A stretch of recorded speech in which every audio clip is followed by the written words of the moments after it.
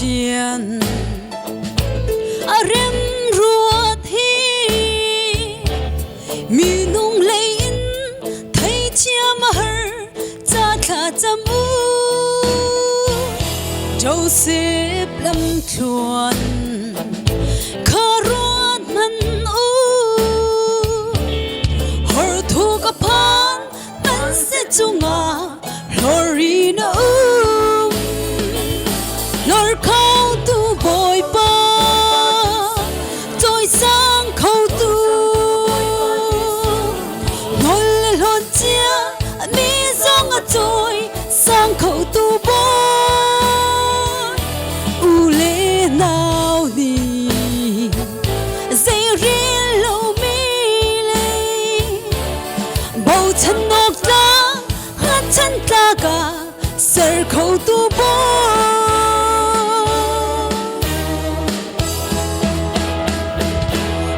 Char chung a Joseph an lon si si rol u to boy pa ni a toy sa a chana chun a ram char kan phan si si ram ding nong kha chua a kal roi tha lor khâu tu bồi ba trôi sang khâu tu ngân lên hồn chia mi giông à trôi sang khâu tu bồi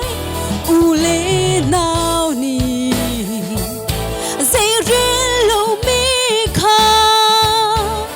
bầu chân ngọc trắng ngăn chân ta cả sờ khâu tu bồi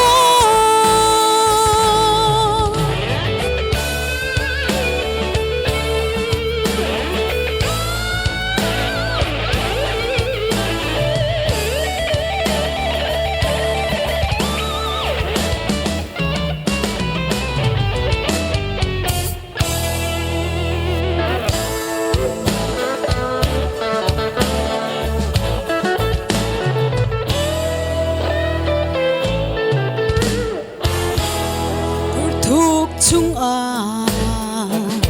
ke or a pi nu mai a zo e pit di zo se pata se chung lei a pit lo e zum tu chung lei kan ba chiana a pit ba lo lor khâu tu bồi ba trôi sang khâu tu ngân lần chia mi giông à trôi sang khâu tu bồi u lê đào ni dây rê lâu mi kha bầu chân ngọc lá ngăn chân ta cả sờ khâu tu bồi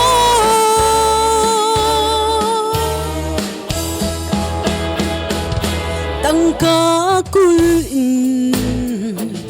dâu xe bắn ruột phải sang ngày tu áo nào chu mang trà bắn tuôn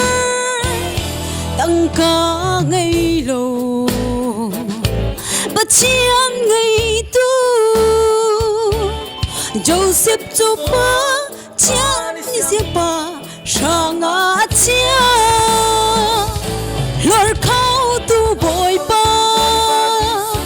trôi sang khâu tu ngân lần chia mi giông à trôi sang khâu tu bồi u lê nào ni dây rê lâu mi kha bầu chân ngọc trắng ngăn chân ra cả sờ khâu tu bồi